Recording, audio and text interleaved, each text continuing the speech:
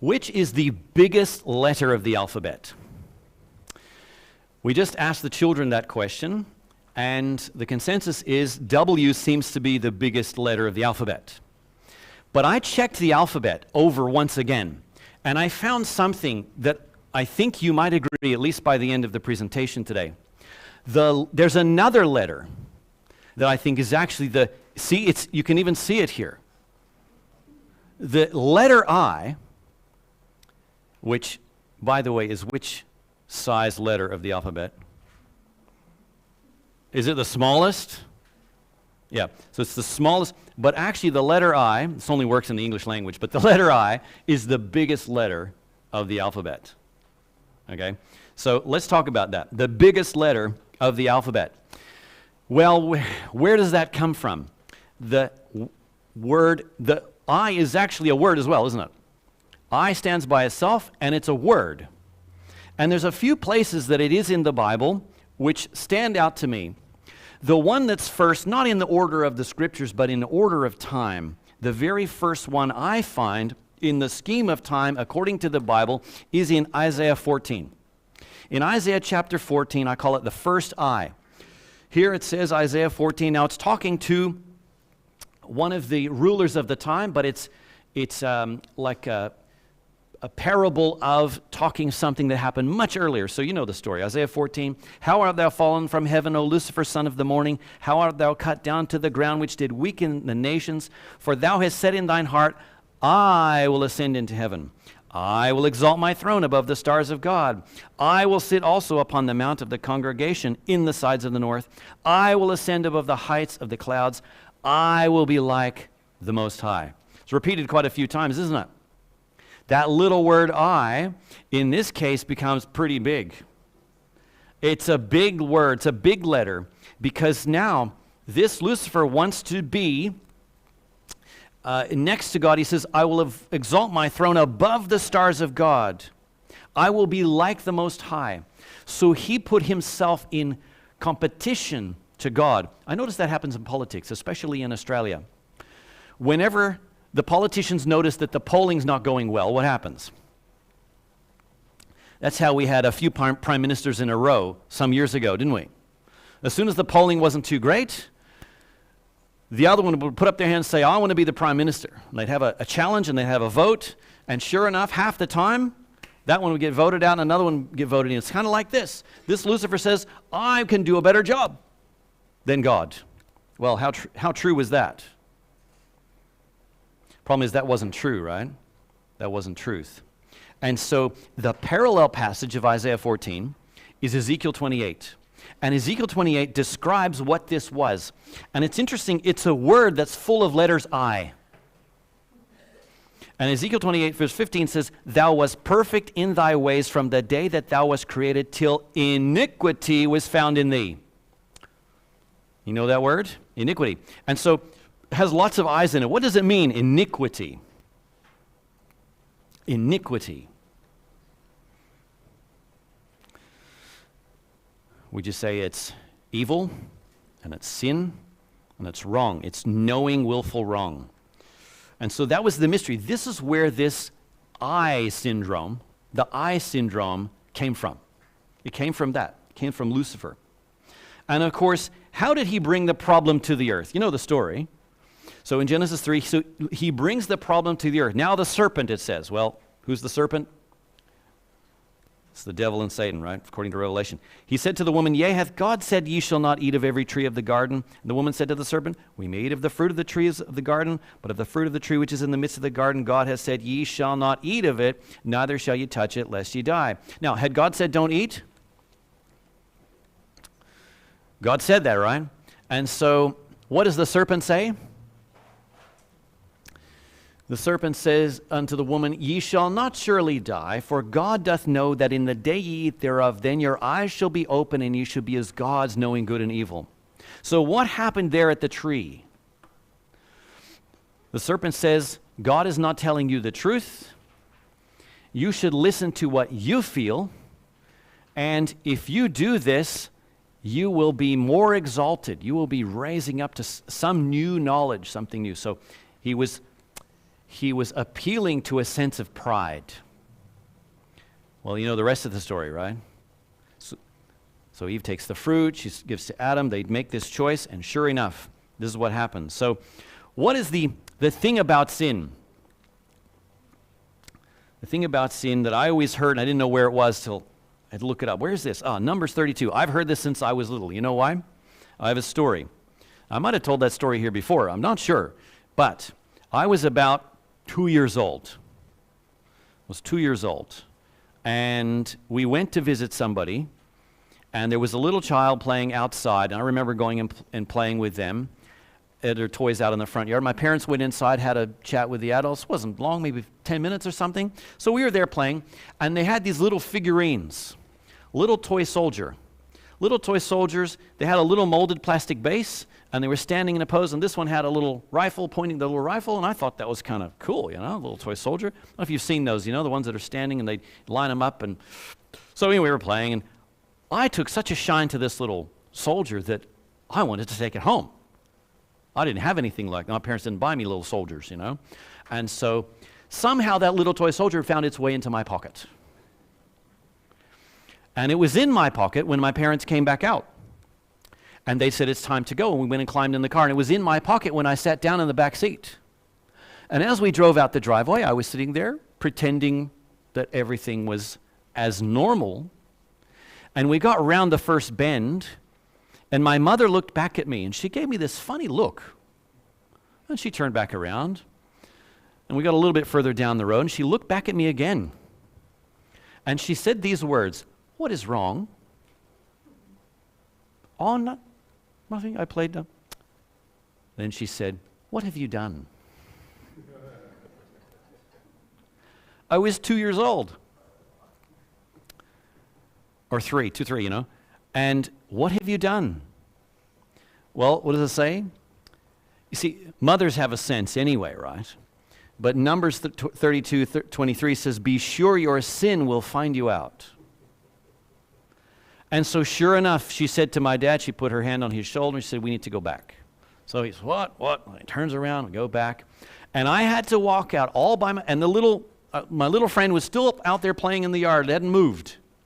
And I had to walk out there all by myself, reach in my pocket, get the little toy, and give it back and say sorry. All by myself. I was terrified. Tell you what, I've never wanted to steal anything ever again. If the thought even crossed my mind, I could see my mother looking at me. "What have you done?" You know? Be sure your sin will find you out. So we partook of sin, and our sin found us out. And did you know that iniquity has lots of eyes in it? Did you ever notice that the word sin has eye right in the middle? Because I wanted that little toy soldier. It didn't belong to me, but was I thinking about that? When we're tempted to do something, are we thinking about all the other ramifications? We're usually just thinking about ourselves. And so I was only thinking about myself. I wasn't thinking of others. And that's so I found out what this principle here. Years later, I was in Melbourne, went shopping at Coles, and I had to, you know how they did away with bags, and so you don't get a bag, and I don't know. So I was in there at Coles, and even before I went to checkout, I thought, okay, there's no bag, I don't have anything. I didn't bring a bag, I didn't grab a basket, and the list of things in my head kept growing, so my hands were full, so I had these party streamer, what do you call them? The things you light up, and sparklers, thank you. And so I stuck them in my back pocket.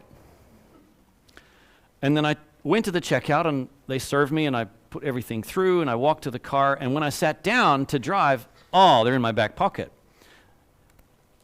Of course, there's no way I was going to drive home, right? Because the Holy Spirit's talking to you, but my mother's face is looking at me too, of course, you know. So it would never cross my mind to drive out of that car park. I went back in, and the lady was very surprised. She's like, "Well, thank you." I said, "Look, sorry, these were in my pocket. I didn't realize." "Yeah, why did you do that?" And it's like, well, it's a long story, you know. But we want to do the right thing, because your sin will find you out. So in the middle of sin is I. Now we're convinced, though, that this is something good for us, aren't we? We're convinced evil never looks evil when you're staring it in the face. It looks like something you ought to do. till later on. And then this self-centeredness gets us in trouble, but that's sin. Now, did you ever think, because sometimes when I would do what was wrong, I knew the consequences. I would do something and I didn't think far enough ahead. See, Adam and Eve didn't think far ahead, and all of humanity, we don't think very far ahead when we do what is wrong, do we? Because if we thought further ahead, we would understand this is not a good idea. But we don't often do that. And Adam and Eve didn't do the same. Well, I would often, growing up, I would be the same. And so, I would cross a line where there would be some consequences coming to me. But I remembered that I would often try to bargain. I'm sorry, Mommy, I promise I will never do it again. You ever tried to bargain? You ever try to bargain with God? It's interesting, at the door of the garden, Patriarchs and Prophets says that they earnestly entreated they might remain in the home of their innocence and joy. They confessed that they had forfeited all right to that happy abode, but pledged themselves for the future to yield strict obedience to God. All right, we won't do it again. We're sorry, we won't do it again. What's the problem?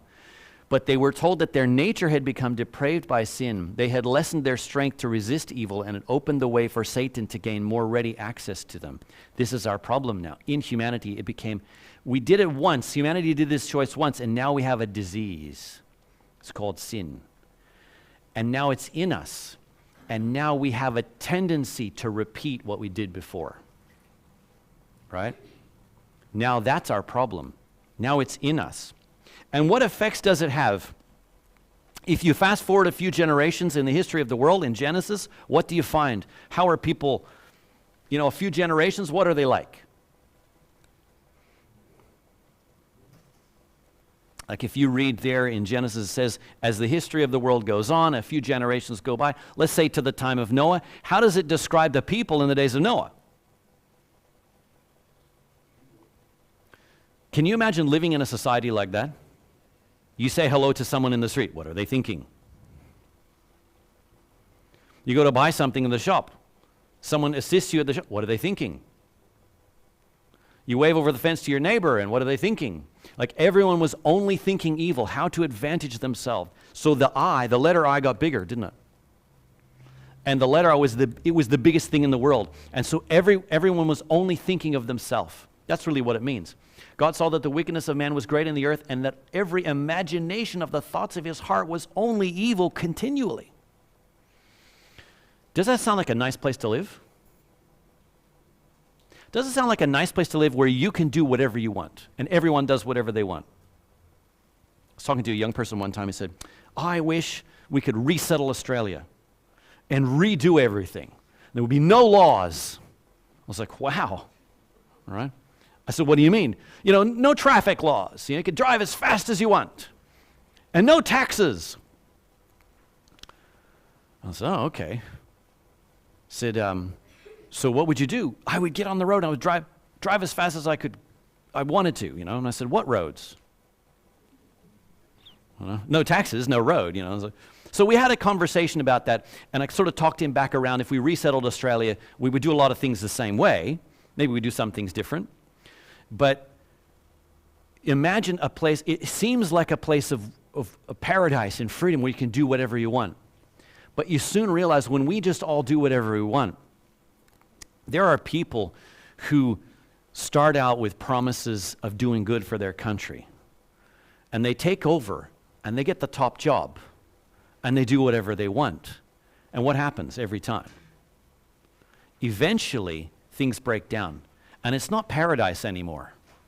I have friends that have come from other places, and they came to Australia because they were looking for a place where at least life was fair, or more fair than where they came from, put it like that.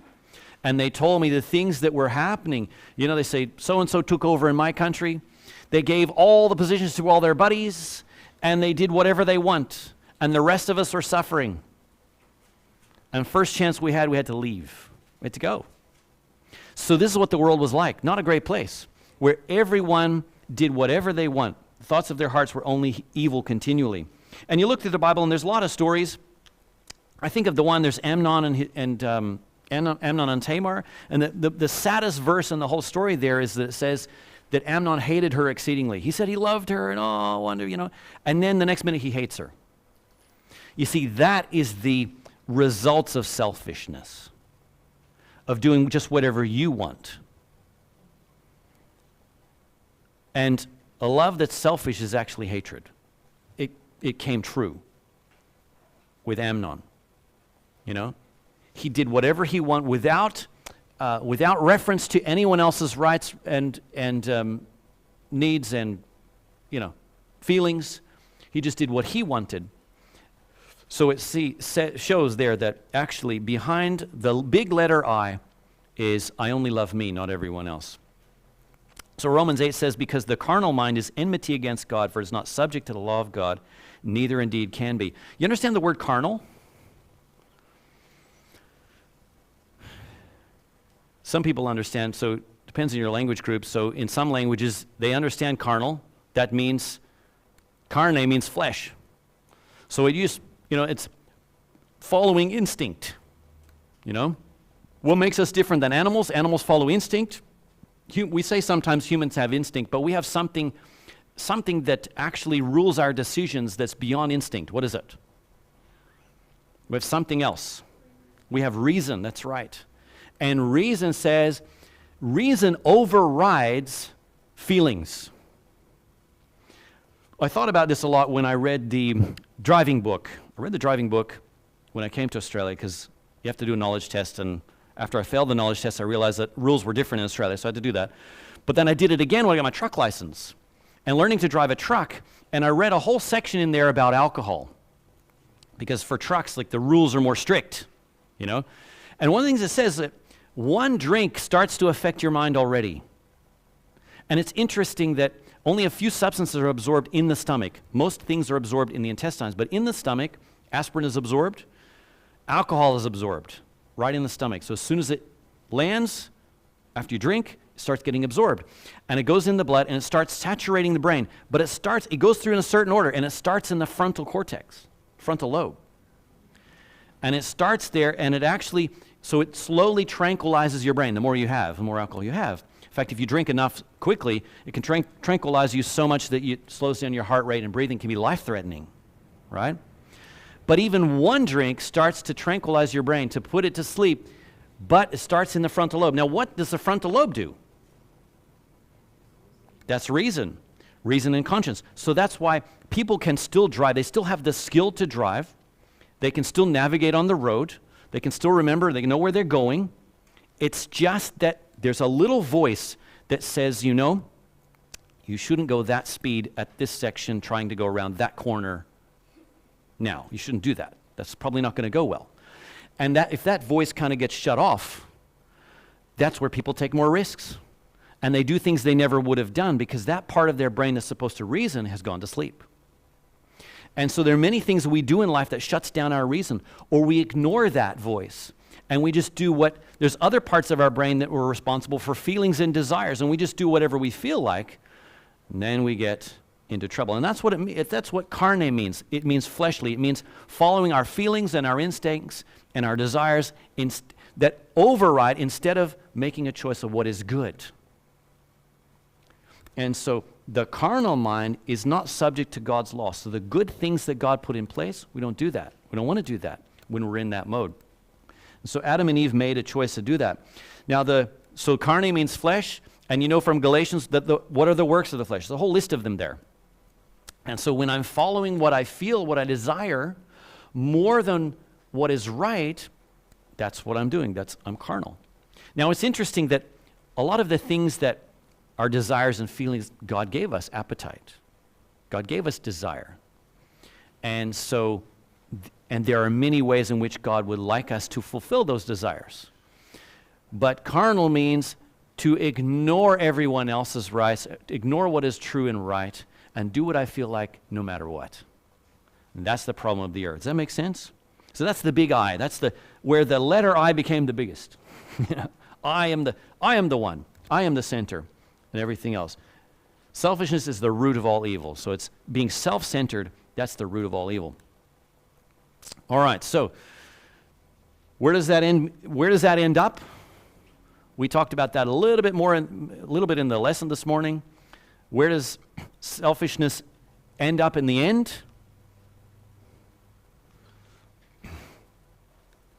There's a few verses like Matthew 3. Every tree which bringeth not forth good fruit, remember the fruits, the works of the flesh, not the fruit of the Spirit, is hewn down and cast into the fire. Malachi, the day that comes shall burn as an oven, and the proud and those that do wickedly shall be stubble. The day that comes shall burn them up. That's pretty shocking, isn't it? And so why is that, though? The Desire of Ages says, in all who submit to his power, the Spirit of God will consume men. But if men cling to sin, they become identified with it. Then the glory of God which destroys sin must destroy them. God does not want his children to perish with, to be identified with sin, because sin cannot exist forever in God's universe. He allowed it for a little while to show what it is, but it has to be taken away. It has to be cleansed out. I was visiting my friend in the hospital 2 days ago, and they have some infection control measures in place because he had an operation in the hospital, but as often happens when they have to go in and open people up for hours on end, he picked up an infection as well. Well, they can't allow that to remain. Something has to be done. And so we went to visit him, but there were certain parameters in place because now there's an intruder here. And if that's allowed to remain, it's going to jeopardize his health. So they're giving him medication for that. And so sin is an infection in the universe. And God has quarantined it here to the earth, but he's going to get rid of it in a very special way that will eliminate all traces of it. And so, but he doesn't want any of us to become identified with it and connected with it so that we go with, when sin has to be destroyed, that we go with. He doesn't want that. He wants to do something. And that's really the solution. What is the solution here? Because we talked about selfishness. We understand that actually.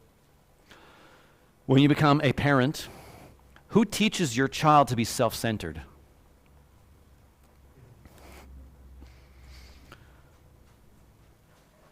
I don't even think, like they get their nature from us. We pass it on to them, right? But you don't even have to teach them that.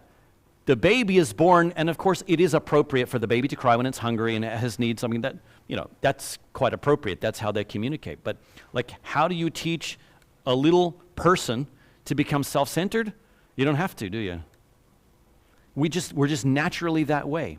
And we have to learn that, yes, I have wants, needs, desires, and that's okay, but the rest of the world exists too. And I have to live in that world. And the more I recognize that, the better it'll go for me, right?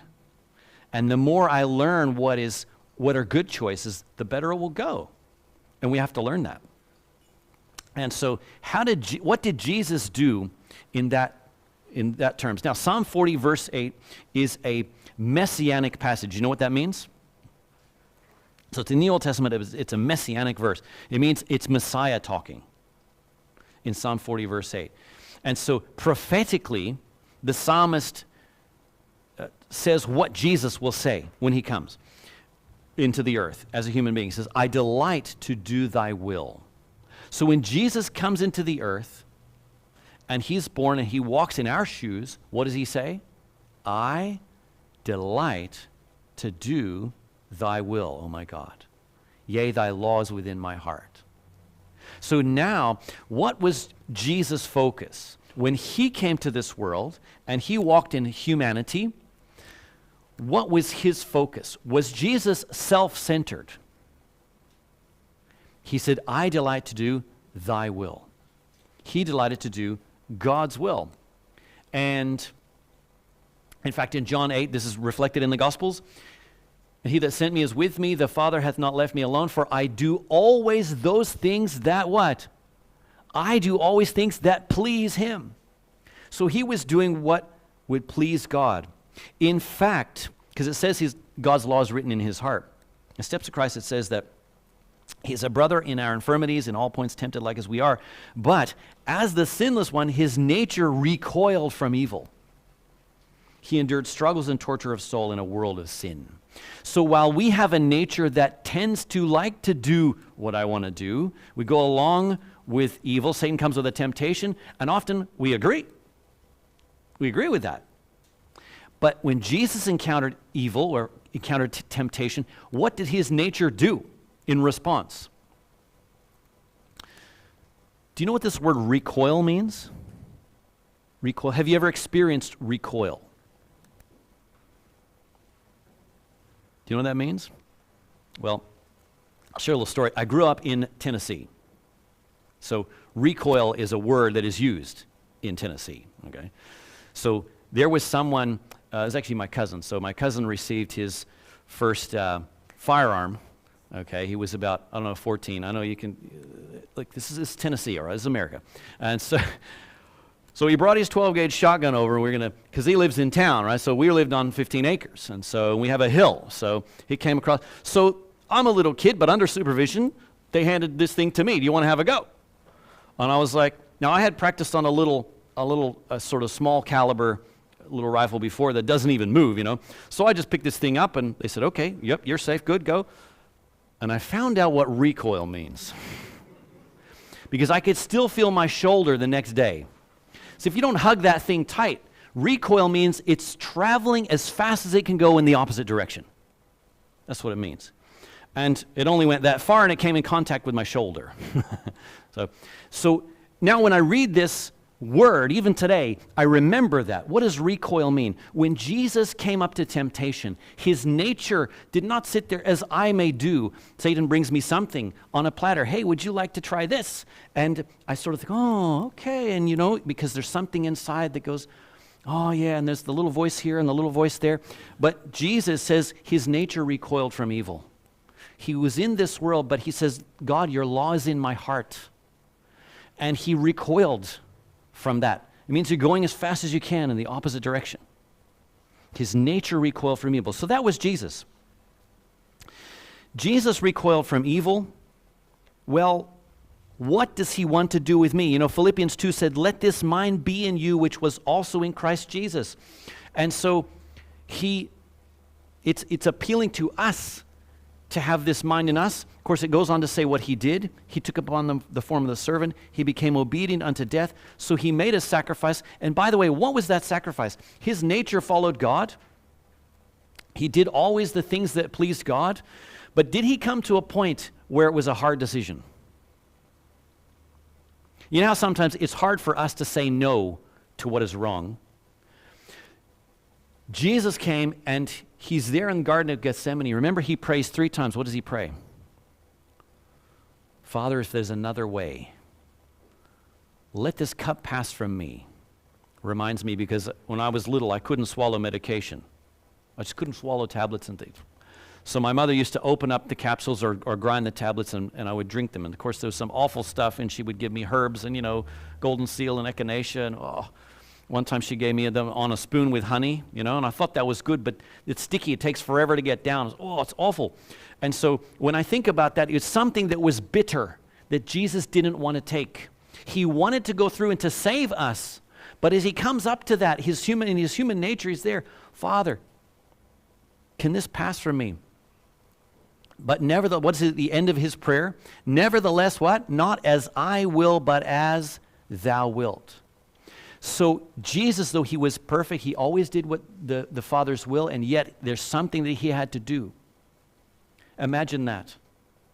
Is it too much for me to give up what is wrong and what only hurts me and others? Is that too much? When Jesus did the Father's will, and just for me, he endured a separation from the Father and went through a dark, dark tunnel, which he couldn't see through, and he did that for me. Is it too much for me to give up something for him that only hurts me and everybody else? But that's what he did. So it says he learned, in Hebrews it says he learned obedience to the things that he suffered. Now we have to learn obedience because we're doing something contrary to our nature, but which is good. He had to do something contrary to his nature, but it was surrendering to take the burden of our sin. Now if Jesus could do that for you and endure that for you, can you sacrifice something for him? Something that's actually better for you to give up anyway? So he asks us to pray, in the Lord's Prayer, our Father which art in heaven, and we get down to the phrase where it says, thy kingdom come, thy will be done. So that's what Christian life is like. So the letter I needs to go back down to size. And now it's not what I want, it's whatever's best, whatever he says. Thy will be done. On earth, in earth as it is in heaven. When we say in earth, what do we mean? We want God's will to be done everywhere. But what is the part of the earth that we have influence over? The part of the earth that we control is where? It's us. It's our heart and our choices. So when we pray, thy will be done, we're really saying, God, whatever I want, I'm putting second to you. And I might like to ask a few things, but in the end, just like Jesus said, please this and this, but thy will be done at the end of the prayer. So, Jesus came, that was his nature. Now he also brought the remedy. Now I think I put this in this morning because I was thinking about it. You know, when Jesus got arrested, he was taken before Pilate, and Pilate asked him a question about being a king. And you remember Pilate asked the question about what is truth, and it was that conversation that was interrupted, and Pilate never finished, didn't hear the answer. But when he asked Jesus, are you a king? What is Jesus' response to Pilate? And he mentions this phrase. Jesus answered, my kingdom is not of this world. And he went on to say that if I wouldn't be standing here, I wouldn't have been arrested if my kingdom was of this world. If I'm trying to be a king here, we wouldn't be having this conversation. But he says, my kingdom is not of this world. And when you think about that, when Jesus came here, what was he trying to do? He was trying to accomplish something, but how was he doing it? One person said to me one time, I think we should get more involved in politics. A young person, they were talking to me, I would like to get involved in politics. Okay, why is that? Well, I would like to make a difference in the world. Well, that's a good motivation, right? I would like to solve problems here in the world. Why is it that Jesus didn't pursue political solutions to the problems that he encountered? Why not? Do you know what? Jesus knew something. The Desire of Ages says the government under which Jesus lived was corrupt and oppressive. You can say that again. Anybody read Tacitus, history of Tacitus, or maybe Josephus? Tacitus the Roman. So he goes through the kind of things that were happening, and Josephus gives it the same thing from a Jewish perspective. This is during the life of Jesus. It sure was. There was intrigues, corruption, conspiracies, alliances. People would, sort of pull the strings to get their way, and people in power would trample on the rights of everyone else. They did what they want. So the government under which Jesus lived was corrupt and oppressive. On every hand were crying abuses, extortion, intolerance, and grinding cruelty. Yet the Savior attempted no civil reforms. He attacked no national abuses nor condemned the national enemies. He did not interfere with the authority or administration of those in power. Now you could say, well, that's just so he doesn't get in trouble because they'll cut his ministry short. That's true, but that's not the main reason. Do you think if Jesus needed to rebuke Caesar, he would? Yes, but Jesus didn't pick a fight with Caesar. Jesus had something else. Jesus understood this. He who was our example kept aloof from earthly governments, not because he was indifferent to the woes of men. Did Jesus feel the weight of the oppression and the corruption and the injustice in his day? He did. So it was not that he was indifferent, but because the remedy did not lie in merely human and external measures. What policies can you put in place that will change the human heart and change people's behavior? To be efficient, the cure must reach men individually and must regenerate the heart. I was fascinated by that because we do, as you know, we do a lot of health and temperance work, right? And we're here, I think I heard it in the announcements, we're doing some education on lifestyle that was cooking, I think it was, that we're doing for the community. Why? Because we have that to share, okay? And we happen to have principles of lifestyle that will be of benefit to our neighbors. And so we want to share them. And in studying a little bit into this a number of years ago, I came across the nutritional guidelines. So governments have, dietary and nutrition and exercise guidelines. And we find that over the years, they have been improving. When I went to school, the 4 food groups, my mom was a little skinny little vegan kid, and you're missing out on the dairy and the meat. You're only getting 2 out of 4 food groups back in the day. Right? Well, now with the food pyramids and things, it's more actually science-based in terms of nutrition, and I come out looking pretty good in terms of that.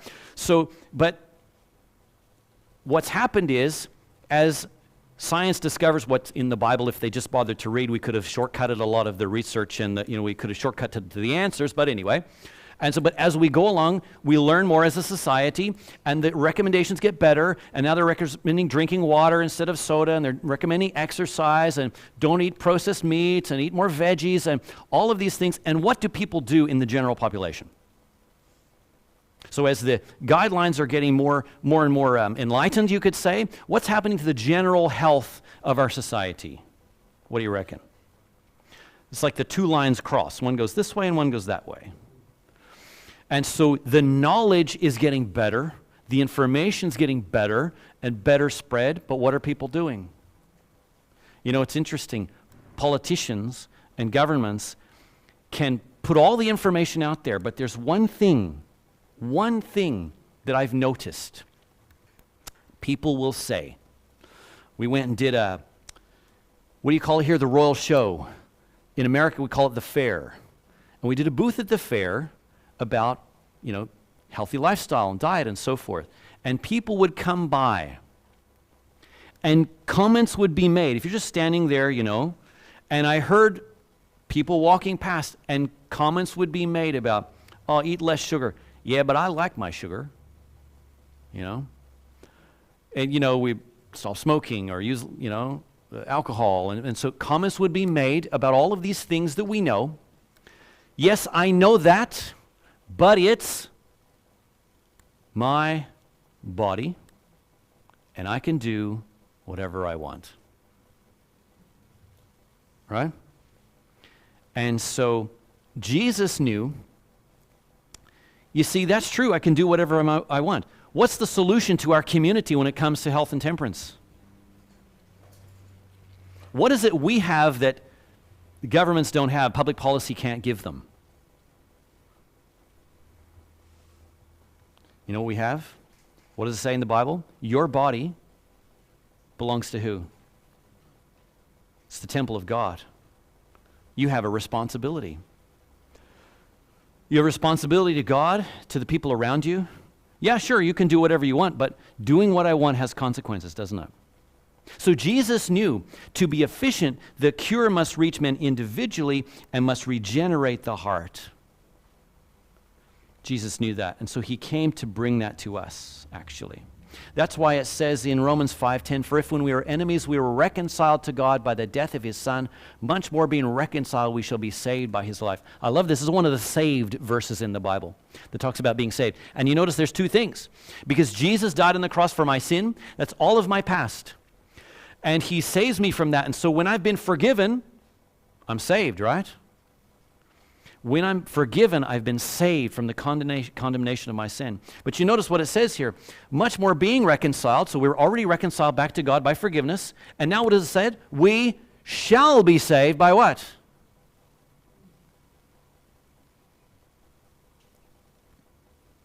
How am I saved by Jesus' life? I know how I'm saved by his death. He died for my sin, and my sin is forgiven. How am I saved by his life? You know the verse for that? Is Galatians 2:20. I am crucified with Christ. Nevertheless I live, yet not I, but Christ liveth in me. And the life with which I now live in the flesh, I live by the faith of the Son of God, who loved me and gave himself for me. Because he loved me and he gave himself and he died for me. Now he's not in the tomb. He's alive and he wants to live in my heart. But in order for Jesus to live in my heart, did you see the letter I there? What has to happen to the letter I? Have you ever felt like when you faced a decision and you knew what was right, but you felt like to do what was right, I'm going to die? You ever faced that? I have. I know the right way. I don't want to do that. And it felt like death to put down what your preference was and to do what was right. So that's the choice that we face. So I is now the biggest letter in the alphabet, in our alphabet. Because it's the thing I consult first, what I feel, what I want first. But in order for Jesus to live in me, it has to go back down to size. I am crucified with Christ. But does that mean we die? Because what does it say here? At the end, I'm not dead. Why? Nevertheless, I live. So what happens when the letter I goes back down to size, when I am crucified with Christ, then I find out what it means to actually live. Then I find what it means to actually be a blessing to others and to experience real joy, joy that's lasting, and blessings that don't go away and fade, but they keep coming to me as Jesus lives in me. And so that's actually what the solution that Jesus came to bring. So Jesus didn't take it from a political level. That would never work. I know that the Christian church took over the world, took over the Roman Empire. But did the Christian church take over the Roman Empire by political means? How did the Christian church actually take over and gain an influence, and eventually to the point, of course, by the time you get to Constantine is, has a false conversion, but Christianity was a power to be reckoned with, so there was a compromise there. That's another story or another history. But how did Christianity do that? When converts were made in Caesar's household, what was the reason for that?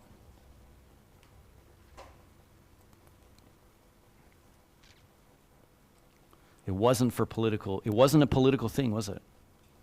It was because of character. It was because of the power of the gospel.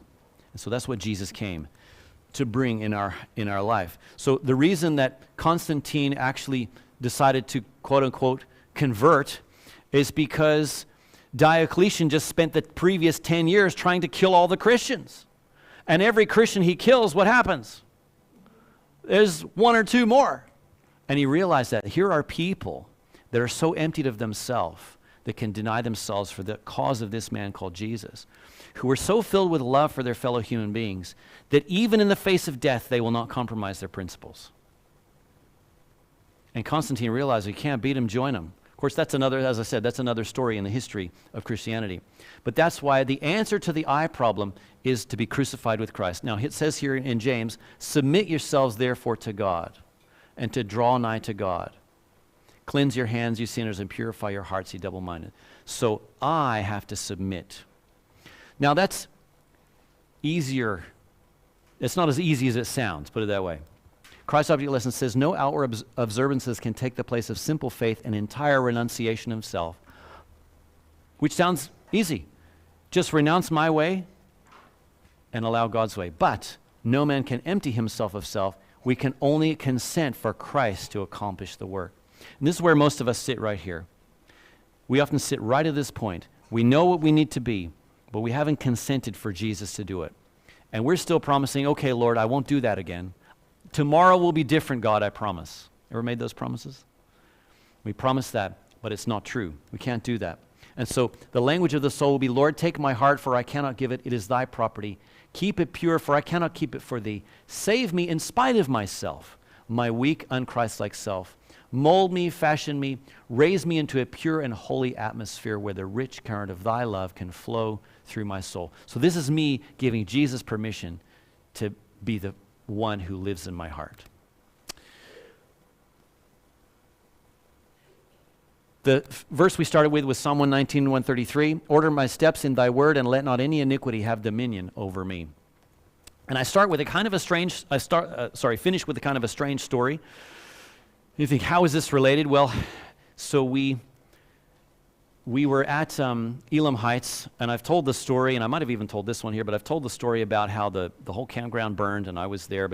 But that's not this story. This story is, if you've ever been up north of Sydney, up the Putty Road, there up to Elam Heights Youth Camp, just before you turn into the driveway, on the left there's a phone box. You recognize the phone box there? Just on the right. That's the telephone box. Did you know there were buildings in behind there? It was all bushy when we lived there. You wouldn't even know that. You know someone lived in there? And just before the fire hit us, the strike team leader came in from the fire brigade, and he said, I was just in there. Now, a few days before I'd gone with the captain's wife from the fire brigade, we put on our uniforms, and we went around and we checked in with the different properties, and we'd stopped at that place, but it looked like no one could possibly live here. Had no idea. He said, I went in there and I found them there earlier today, and I told them they need to leave. And I've been back 2 or 3 or 4 times, and they keep saying, we'll be fine. It was not going to be fine. And he said, I was just there, and I used some strong language, Aussie language. I used some strong language, and I told them they need to get out. He said, I don't know if they did. So the next day they were looking for these folks because they weren't sure. Thank God they listened finally, and they just managed to escape. That was not a safe place to be. But I think about that. Remember what we said, if the letter I is the biggest thing in my life, it's going down, and I'll go with it. And so even though the gospel said Jesus loves you, it's encouraging, it's a nice message. But sometimes it needs to be given in a strong way, doesn't it? Because this little thing called sin might seem not so big, but it'll destroy us. It's self-destructive, and it's destructive to people around us when I live for myself. Whereas living like Jesus is the opposite way. And so we need to know, and sometimes it needs to be strong. Sometimes people need to be pulled up and say, hey, because this path you're going in is going to take you down. And so I learned that day. Him going in there and telling them like it was and speaking strongly to them, do you know that was love?